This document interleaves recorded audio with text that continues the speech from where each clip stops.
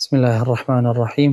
الحمد لله رب العالمين، والصلاة والسلام على رسوله الأمين وعلى آله وأصحابه وأتباعه إلى يوم الدين.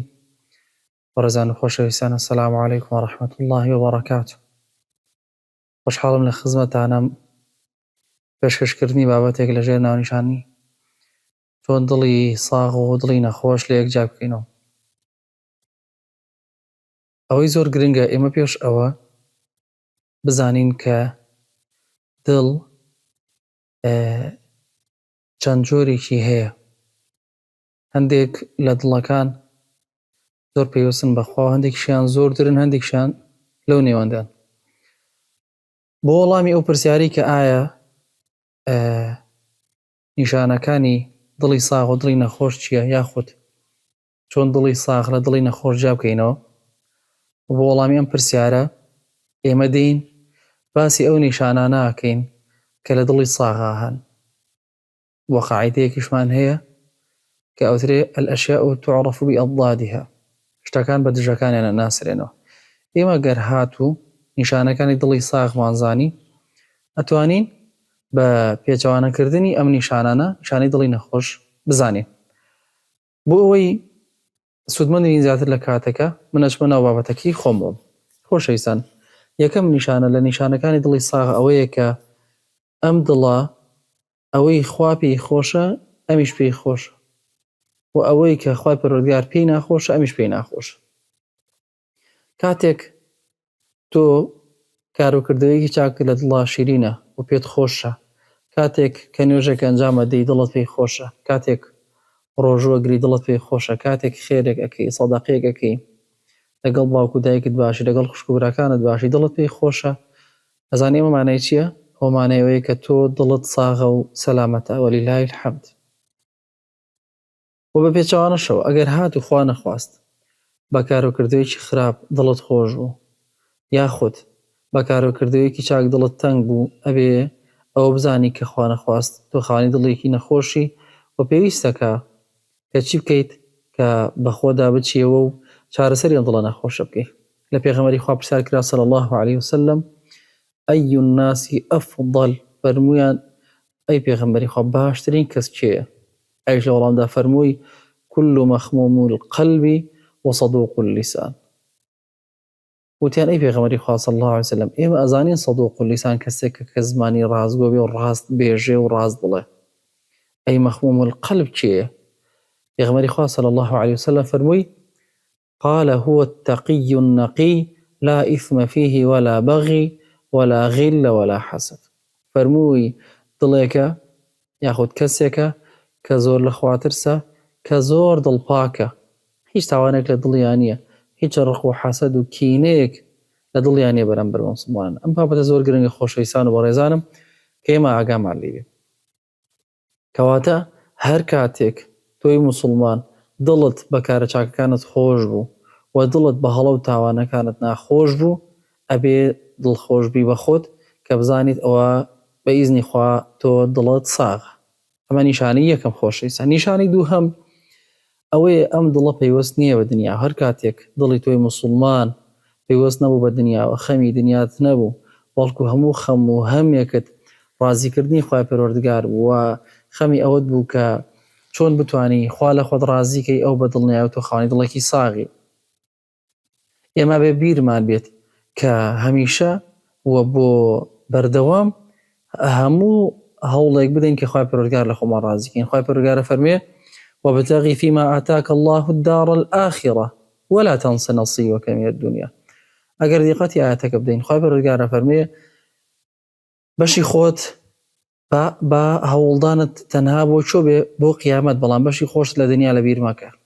کەواتە خوای پەروەردگار لە ئاەتەکە چی پێشخست؟ قیامەتی پێشخست. بۆیە ئێمە بێ هەمی یەکەممان و سەرەکیمان بۆ قیامەتمان بێت، نەک تەنها بۆ دنیامان، تەنها بۆ ورگ و گەدەمان، تەنها بۆ پڕکردنەوەی ئارەزوو و شەهەواتمان. خوای پەروەردگار پەنامان بدە. هەروەها پێغەمبەری خوا صلی الله عليه وسلم فەرموودەکەی فەرمووی كن في الدنيا كأنك غريب أو عابر سبيل. فەرمووی لە دنیاە چۆن بن؟ وەکو ڕێبوارێک وابن، یاخود وەکو کەسێکی نامە وابن. کەسێک کاتێکە بە سەفەرێک ئەچێتە وڵاتێک، ئەچێتە شارێک، ئەچێتە شوێنێک، لە کۆتاییە هەرە گەڕێتەوە بۆ شوێنی خۆی کە شوێنی ڕاستەقینەی خۆیەتی، کە مەسقط ڕاستی خۆیەتی، کە شوێنی ئارامی و ئاسوودەی خۆیەتی. کەواتە کەسێک کە غەریبە هەرچەنە لە شوێنێکە بمێنێتەوە لە کۆتایی یا چیەکە هەرە گەڕێتەوە بۆ شوێنی خۆی. یاخود کەسێک کە ڕێبوارە بە ڕێگایەکە ئاڕۆ هەرچەندە ماندوو بێ هەرچەندە بێ بەحەسێتەوە لە ژێر دارێکە شوویەکەدا، بەڵام لە کۆتایە چێکە شوێن هەربەجێڵە. وپێغەمبەر صلی الله عليه وسلم فەرمی وعد نفسك في أهل القبور، هەمیشە خۆت بەچی حساب بکە؟ بە ئەهلی قبر حساب، بە ئەهلی قبرستان حساب بکە. لەبەرچی لەبەری ئەگەر ئەمڕۆ نەچیتە ناو گۆڕ و وەفات نەکەی نەگەڕیتە بۆ ناو گۆڕستان، ئەوە سبەی یاخود دوو سبەی یاخود ساڵێکی تر مانگێکی تر چەندێکی تر کە خوا تەمەنی نووسی بێ، ئەو کاتێک کە ئەجەلت هات تۆ گەڕیتەوە بۆ ناو گۆڕ ئەگەر خوا بەنەسیبی بکە. هەروەها ئەبینی لە ئاتەکەی خوا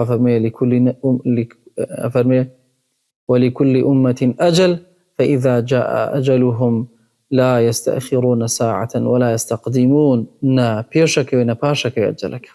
کەواتە خاڵی دووەم بە ڕێزان و خۆشەویستان بریتی بوو لەوەی کە ئەم دڵە ساغ و سەلامەتە پەیوەست نییە بە دنیاوە. ئەگەر هات و پەیوەست بوو بە دنیاوە ئەوێ بزانین کەەوە ئەم دڵە دڵێکی نەخۆش. نیشانەی سێهەم و علامەتی سێهەم لە نیشانەکانی دڵی ساغ و سەلامەت ئەوەیە ئەم دڵە هەمیشە هەوڵ ئەدات خاوەنەکەی بگەڕێنێتەوە بۆ لای خوای پەروەردگار سوبحانەه وتەعالە، واز لە تاوان و سەرپێچی بێنێت. هەرکو خوای پەروەردگار کە باسی مادارانەکە فەرمێ والذين إذا فعلوا فاحشة أو ظلموا أنفسهم ذكروا الله فاستغفروا لذنوبهم. ئەگەر هاتو تووشی تاوانە یاخود سەرپێچێکی خوای پەروەردگار بن چیەکەن؟ ئەوە یەکسەر داوای لێ خۆشبوون لە خواکەن و ئەگەڕێنەوە لای خوای پەروەردگار. خوا لەوانەمان بگێڕێ. کەواتە زۆر گرنگە ئەم ئینسانەی کە ئەوێ خاوەنی دڵێکی ساغ بێ، ئەوێ بزانێت دڵی ساغە یان نا، بەم بابەتە فەحسی خۆی بکە کە ئایا ئەگەر هات و تاوانی کرد یەکسەر ئەگەڕێتەوە بەلای خوای پەروەردگار یاخود خوای پەروەردگار پەناماندا بەردەوام بێت لەسەر کار و کردەوە خراپەکانی خۆی. یەکێکی تر لە نیشانەکان خۆشەویستان و بەڕێزانم کە نیشانەی چوارەمە ئەوەیە ئەم خاوەنی ئەم دڵە ساغە هەرگیز لە یادی خوا بێزار نابێت.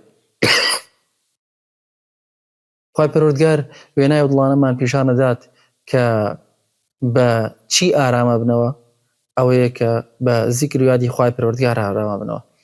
الذين آمنوا وتطمئن قلوبهم بذكر الله ألا بذكر الله تطمئن القلوب. بزانن تەنها بە یادی خوای پەروەردگار دڵەکان ئارامە بنەوە. هەروەها خوای پەروەردگار نمونەی مەلایکەتەکانمان پیشانەدا کە بە شەو و ڕۆژ خەریکی زیکر و یادی خوای پەروەردگارن و هەرگیزیش ماندوو نابن. يسبحون الليل والنهار لا يفترون. کەواتە خاوەنی دڵی ساغ هەرگیز بێزار نابێ، بێتاقەت نابێ، ماندوو نابێ لە زیکر و یادی خوای پەروەردگار. یادکردن بۆ خاوەنی دڵی ساغ لە خۆشترین خواردن لە کاتێکی زۆر زۆر برسێتیە بەچێشترە. لە کەسێک کە زۆر زۆر توونیە لە ئاوێکی سازگار و فێنک یادی خوای پەروەردگار بۆ ئەم بەندەیە بە چێشتر و بەتامترە. یادی خوای پەروەردگار بۆ دڵی ساغ لە هەنگوین شێنینترە. بۆیە پێویستەکە ئەو کەسەی کە خاوەنی دڵێکی ساغە دڵی بەخۆی خۆش بێ ئەگەر هات و هەستی کرد یادی خوای پەروەردگار لە دڵیا زۆر شیرین بوو، لە دڵیا زۆر زۆر بەتام بوو، ئاسوودەی پێبەخشی، ئارامی پێبەخشی. بۆیە بە پێچەوانەوە ئەو کەسەی کە خاوەنی دڵێکی نەخۆشە خوا پەنامان بدا بەردەوام بە یادی خوای پەروەردگار بێزارە بێ، بێتاقەتە بێ، دڵی تو نەبێ، کاتەکانی لێ ناڕۆ. حتا گەر تۆ لە مەجلیسێکا جاری وا هەیە یاخود لە گەشتێکا لە سایرەیەکا قورئانێکی بۆ خەیتە سەر یاخود گوێ لە چەند ئایەتێکە گری ئەڵێ خۆ مەپرسە نییە بۆ بەردەوام گوێ لە قورئانە گری یاخود بە خوشکی خۆی داپۆشی بۆ خۆ داپۆشی خۆ پیرەژنیت نەخێر. ئەبێ ئاگادار بێت خاوەنی ئەم دڵە بە هیلاک چۆ بەبێەوەی ئاگای لە خۆی بێ. خوا پەنامان بدە. کەواتە نیشانەی چوارەم لە نیشانەکانی دڵی ساغ خۆشەویستان و بەڕێزانم بریتێ لەوەی کە یادی خوا ئەم بەندەیەمان لە یاد و زیکری خوای پەروەردگار بێزار نابێ. نیشانەی پێنجەم ئەوەیە خاوەنی دڵی ساغ لە تاوان دوورەکەوێتەوە. دڵی ساغ خاوەنەکەی لە تاوان و سەرپێچی خوای پەروەردگار دوور دەخاتەوە. ئەگەر دیقەت دەین دڵی مردوو خۆی بە دوای تاوانە ڕائەکات، پارە سەرفەکە لەو پێناوەیە، وزە و تااقەتی سەرفەکە لەو پێناوەیە، تەمەنی سەرفەکە لەو پێناوەیە، ڕۆژ و مانگ و هەفتە و ساڵی لە ژیانی خۆی سەرفەکە لە پێناو تاوان و حرام و سەرپێچیە حتا تەمەن و کاتی هەر هەمووی سەرفەکە خوا پەنامە بدە. بەڵام خاوەنی دڵی زیندوو وەکو یوسف عەلەیهی سەلام لە تاوان و سەرپێچی هەڵدێ کاتێک کە تاوانێکی بۆ ڕێکەوێ ئەڵێ چی؟ معاذ الله، پەناگرم بەخوای پەروەردگار. یەکێک لەو کەسانی کە ئەکەوێتە بەر سێبەری عەرشی خوای پەروەردگار لە ڕۆژی قیامەتە یومە لا ظیل إلا ظیله، کەسێکە رجل دعته امرأة ذات منصب وجمال فقال إني أخاف الله. کەسێک کە ئافرەتێک کە خاوەنی جوانیە، خاوەنی سەرۆت و سامانە، خاوەنی پلەپایەیە، بانگێکا بۆ کاری حرام و فاحیشە، بەڵام ئەم پیاوە ئەڵێ چی؟ إني أخاف الله، من لە خوا ترسم. ئەبێ ئەم کەسە بزانێت ئەگەر هات و تاوانێکی بۆ ڕێککەوت و لە ترسی خوا ئەنجامی نەدا، ئەوە بێ بزانێت کەوا خاوەنی دڵێکی زیندووە. هەروەها خاوەنی دڵی مردوو بە گوێ بە تاوان و سەرپێچی ناداوەکو باسمان کرد. زۆر جار و پارەی پێیەکە لە حرامە پێیەکە، خۆی بۆ ماندووەکە، شار و شاری بۆ بڕێ، بەبێ گوێ بدا کە پارەی حرامە زیانی بۆ ژیانی بۆ دنیای بۆ قیامەتی هەیە.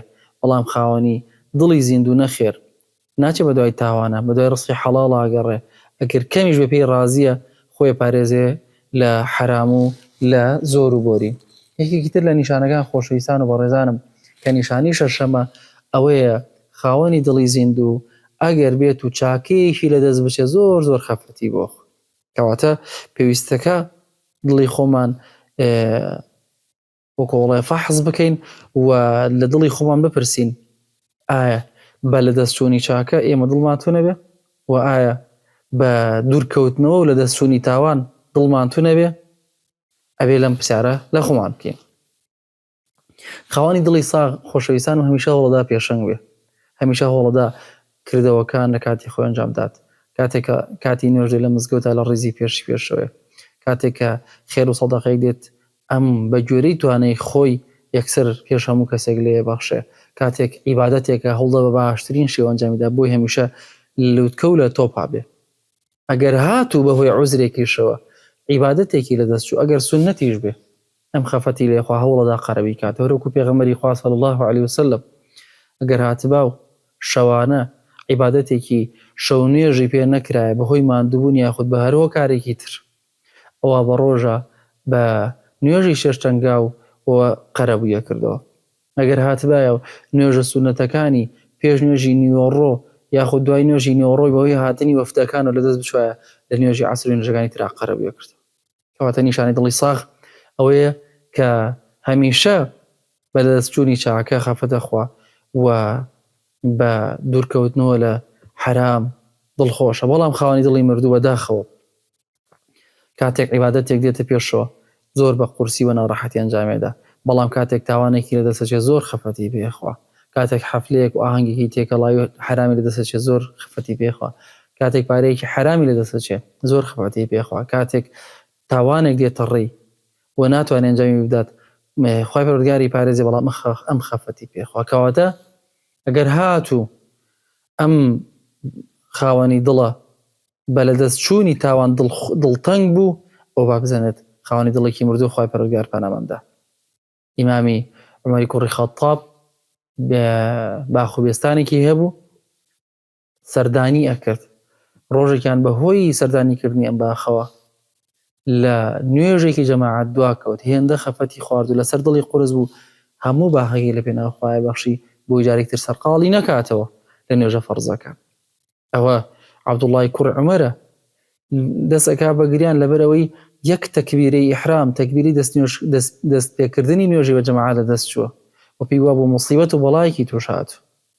ئایا ئەوەی کە عەبدوڵڵای وا لێ کرد کە خەفەت بخوا چییە لەوەی کە نوێژ و تەکبیرەیەکی ئیحرامی دەست چووە جگە لە دڵێکی زیندوو چیترە؟ تەنانەت عەبدوڵڵا بەندەیەکی هەبوو، کۆیلەیەکی هەبوو لە پێناو خوای ڕزگاری کرد بەس لەبەری خوالی خۆش. پێویستەکە لە دڵی خۆمان بپرسین ئایا دڵخۆشین بە لە دەستچوونی تاوان و دڵتەنگین بە لە دەستچوونی عیبادەت یاخوددا؟ کەواتە نیشانی شەشەم ئەوەیە کە دڵی ساغ ئەگەر چاکی لەدەست بچێت خەفەتی پێخۆ. نیشانی حەوتەم خۆشەویستان و بەڕێزانم ئەوەیە خاوەنی دڵی ساخ هەمیشە تامەزرۆی بۆ پەرستنی خوا پەروەردگار لەوانەوەم گێڕە. خاوەنی ئەم دڵە هەمیشە حەزەکات کار و کردەوەی بکە کە خوا پەروەردگار لێی ڕازی بێت. هەمیشە تامەزرۆی کاتێکە کارێکە کە ڕەزامەندی خوا بۆ خواپەرستی تێدا بێت. خۆشەویستانم، هاوڵانمان خوا لێیان ڕازی بێت، هاوڵانی پێغەمبەری خوا صلی الله علیه وسلم و قودوەی ئێمە و سەلەفی ئەم ئومەتە کە باشترین جیل بوون لە پاش پێغەمبەری خوا صلی الله علیه وسلم. 6 مانگ دڵتەنگە بوون بۆ ئەوەی کە ڕەمەزانێ لەدەست چووە و 5 مانگیش چاوەڕێی هاتنی ڕەمەزانیان نەکرد. لەبەر چی؟ لەبەر ئەو خێر و بێر و چاکە و پاداشت و عیبادەتی کە لە مانگی ڕەمەزانە هەیە. خۆشەویستانم، ڕەمەزانێ نەقۆستەوە بۆ ڕۆژوو، بۆ نوێژەکان، بۆ زیکر، بۆ قورئان خوێندن، بۆ شەو نوێژ و تەراویح، بۆ خێر و سەدەقە، بۆ زەکات، بۆ سەرفیترە، بۆ ئەو هەموو خێر و چاکەی کە لەو مانگای دەستیان نەخست. ئەیانزانی چ خێر و چاکەیەکی تێدایە. بۆیە بەردەوام هاوڵانی بەڕێز چاوەڕوانی هاتنی مانگی ڕەمەزان بوون. کەواتە خاوەنی دڵی چاک هەمیشە تامەزرۆی پەرستنی خوایە، تامەزرۆی ئەو کاتانەیە کە ئەتوانێت بە ئاسانی خوای تێدا بپەرستێ. هەر کاتێک نوێژێکی کرد چاوەڕوانی نوێژێکی ترە، هەر کاتێک لە نوێژێک بۆیە لە مزگەوت چاوەڕێتی پێش کاتی بانگدان لە مزگەوت ئامادەیە. وەڕەجوڵ قەلبه معلق بالمەساجد، شێک لەو حەوت چینەی کە لەژێر سێوەری عەرشی خوایە لە ڕۆژی قیامەتە، پیاوێکە دڵی پێوەستە بە مزگەوتەوە، هەموو نوێژەکانی لە کاتی خوایە لە مزگەوت بۆ جەماعەت ئەنجامەدا. بەڵام بە پێچەوانە و خاوەنی دڵی مردوو نەچێژ لە عیبادەت دەبینێ، نەچاوەڕێی کاتەکانیەکە، هەر کاتێکی بێتە پێشەوە هەر لە کۆڵێکاتەوە و هەر ئەوەندەی کە نوێژەکە تەواو یەکسەر بەبێ ئەوەی زیکرێک عیبادەتێک کارێکی چاک بکە ئۆتۆماتیکی واز لە عیبادەتەکە هێنێ و پێی وایە بە تەواوبوونی نوێژەکە ڕزگاری بۆ خوای پەروەردگار پەنامەمدا. یەکێکی تر لە نیشانەکان خۆشەویستان و بەڕێزانم ئەوەیە ئەم خاوەنی دڵە ساغە ئەگەر هات و چوویە ناو نوێژەوە دنیا لە بیرەکە. بەڕاستی خۆشەویستانم ئەم خاڵە زۆر گرنگە، پێویستەکە ئێمە ئاگاداری بین و زۆر کاری لەسەر بکەین، چونکە پێغەمبەری خوا صلی الله علیه وسلم کە باشترین قودوەیە و هەروەها هاوڵە بەڕێزەکان و تابعین و تابعی تابعینیش لەسەر ئەم بەرنامە جوانە کاریان کردووە. پێغەمبەری خوا صلی الله علیه وسلم هەر کاتێک کە دڵی تون بووە، هەر کاتێک بیستایە پشت لە دنیا بکە، ئەیفەرموو ئەریحنا بها یا بیلال، هەروەها لەو لە فەرمودەکە فەرمێ یا بیلال وأقم الصلاة ئەریحنا بها، نە ئەفەرموو ئەریحنا منها، ئەفەرمووی بیلال بانگ بدە، با چێژ وەرگرین، با پشت لە دنیا بکەین و ڕوو لە خوا بکەین. هەروەها پێغەمبەری خوای فەرموو صلی الله علیه وسلم وجعلت قرة عینی فی الصلاة، ئەیفەرموو بیربیلەی چاوەکانم لە ناو نوێژایە. ئەمەندە چێژی لە نوێژە بینین. بەداخەوە خاوەنی دڵە مردووەکان ئەمڕۆ چێژ هیچ لە نوێژ نابینن، بەڵکو تەنها هەوڵدن لە کۆڵی بکەن و ینی وەکو ئەرکێک ئەیبینن لەسەر خوانی لابدەن. بەڵکو هاوڵانی بەڕێز هەر کاتێک تووڕە بوونە، هەر کاتێک نائارام بوونە، نوێژیان نەکرد بۆی تووڕەیی و نائارامەکان نەمێنێتەوە. خۆشەویستە بە پێچەوانەوە ئەمڕۆ کە ینی موسڵمان کە نوێژ تەواو بێت، ئیتر بە جەماعەت یان بە تەنها، ئیتر جاری وایە لە مزگەوت تا منداڵێک دەنگێکی دێ یاخود حاڵەتێک ڕۆدایتر بێ بەخەڵ ببێ ئاگای لە نوێژەکەی بێ خوا پەنامەمدا. سەلەفی ئەمەتە زۆر زۆر مصر بوون لەسەرەوەی کە لە کاتی نوێژە پشتیان لە دنیا کردووە. ئیبن زوبەیر هەر کاتێک کە هەسایە بۆ نوێژی بکردایە وەکو دارێک ئەوەستا کە چۆن چەماوەتەوە لە خوشوعی خوای پەروەردگارە. مسلمی کوڕی یەسار کە نوێژێ کرد كأنه وتد وەکو مێخێکدا ئەکوترا بۆ زەویە بەبێ ئاگای لە دنیا بێ. حتا فەرموون جارێک لە مزگەوتا نوێژەکە لە ناو نوێژەکە دیواری مزگەوتەکە ڕۆخێ ئەم پیاوچاکەی ئێمە، ئەم تابعیە بەڕێزەی ئێمە ئەفەرموون خەڵکەکە وتیان ئەرە وەڵڵا دیوارەکە بەسەر موسلیما ڕۆخە. دوایی کاڕۆن سەیرەکەن موسلیم لە ناو نوێژە ئاگای لە هیچ نییە. تەواو بنەڵی موسلیم و دیواری مزگەوتەکە ڕۆخات چۆن ناگات لێنە، بەڵێ بەخوا ئاگام لێ نەبوو، لە ناو نوێژی خۆما بووم، لە پەیوەندی خۆما بووم لەگەڵ خوای پەروەردگارە. و عەلی کوڕی حوسێنی هەر کاتێک دەست نوێژی کرد ڕەنگی زەرد هەڵەگەڕا. یانوت ئەی عەلی ئەو بوو وات لێ هاتووە بۆ ڕەنگت تێگەچێت کە دەست نوێژەکری. ئەیفەرموو وەیحەکوم ئەتەدرۆنە ئیلا من ئەقوم ومن ئوریدو ئەن هوناجی، ئایا نازانە من بەرەو لای کێ ڕۆم و ئەمەوێ لە خزمەتی کیا بوەستم و ئەمەوێ قسە لەگەڵ کیا بکەم. بۆیە نوێژکردن پشتکردن لە دنیا زۆر گرنگە لە ناو نوێژە و بێ ئاگامان لەوە بێت قەدر و قیمەت و بەهای ئەو بزانین کاتێک کە نوێژەکەین لەگەڵ چی ئاوەستاوین و قسە بۆ چیەکەین. ئەگەڕنەوە ئیمامی بوخاری ڕەزا و ڕەحمەتی خوای لێبێ لە ناو نوێژە 13 هەندێک شەفەرمون 16 جار زەردەواڵە پێوەدا بەبێ ئاگای لە خۆی بە نوێژەکەی بڕێ حتا فەرمون دوای نوێژ هەموو دەموچاوی فەرمێ و هەموو شوێنەواری پێوەدانی زەردەواڵەکە بە دەموچاوی دیارە بەبێ ئەم پیاوە چاکە بەڕێزە ئەم هاوڵە بۆ خوا سوڵحاوە ئەم پیاوە بۆ خوا سوڵحاوە بەبێ ئەوەی نوێژەکەی ببڕێ. پێغەمبەری خوا صلی الله علیه وسلم ئەی فەرموو ئینسان بە گوێرەی خشوعی لە نوێژە بەبێ گوێرەی ئاگابوونی لە نوێژە پاداشتی بۆ نووسرێ هەیە دەیەکی نوێژی بۆ نووسرێ هەیە نۆیەکی نوێژی بۆ نووسرێ هەیە هەشتێکی بۆ نووسرێ هەیە حوتیەک هەتا ئەفەرمێ هەیە یەک لە دەی بۆ ئەنووسرێت کەواتە زۆر گرنگە ئینسان ئاگای لەوە بێ لە کاتی نوێژە پشت لە دنیا و ڕوو لە خوا بکە کە یەکێکی تر لە نیشانەکان خۆشەویستان کە نیشانەی هەشتم بوو ئەوەیە نیشانەی دڵی ساغ ئەم دڵە ساغە کە کوێ ناو نوێژەوە لە دنیادا ئابڕێ. نیشانەی نوێیەم خۆشەویستان و بەڕێزانم ئەوەیە خاوەنی دڵی ساغ پارێزگاری لە کاتەکانێکە چونکە بەڕاستی کات زۆر گرنگە بۆ ئینسانی ئیماندار بۆ خاوەنی دڵی ساغ ئەبێ ئەوە بزانین کە کات زۆر زۆر لە زێڕ لە زی و لە ئاڵتون لە هەموو ئەو شتانەی تری دنیا لە سەرۆت و سامان و لە هەموو شتێکی تر گرنگترە لەبەرچی لەبەرەوەی زێڕ و زی و سەرۆت و سامان هەر هەمووی ئەڕوات و دەست ئەکەوێتەوە بەڵام کات کە ڕۆی ناگەڕێت بۆیە وتراوە کات وەکو شمشێرە ئەگەر تۆ بێت و کاتەکەت نەبڕی ئەو بە دڵنیاییەوە کاتەکەت تۆ بڕێت. خاوەنی دڵی ساغ خۆشەویستانم کاتەکانی هەموو ڕێکەخا و لە شتانێکا بەسەریە با کە خوا پێی خۆشە و خوا پێی ڕازیە هەوڵەدات کاتەکانی بەیادی خوا بە خواناسی بە بەدەستهێنانی زانست و زانیاری شەرعی و هەروەها بە بەدەستهێنانی ڕەزامەندی خوای پەروەردگار بە جێبەجێکردنی سیلەی ڕەحم بە بەخشین بە چاکەکردن لەگەڵ باوک و دایک و کەس و کار و هەوڵدان بۆ بڵاوکردنی زانستی شەرعی و زانستی بەسوود لە هەموو ئەم شتانەوە تا دوایی کاتەکانی بەسەرەبە.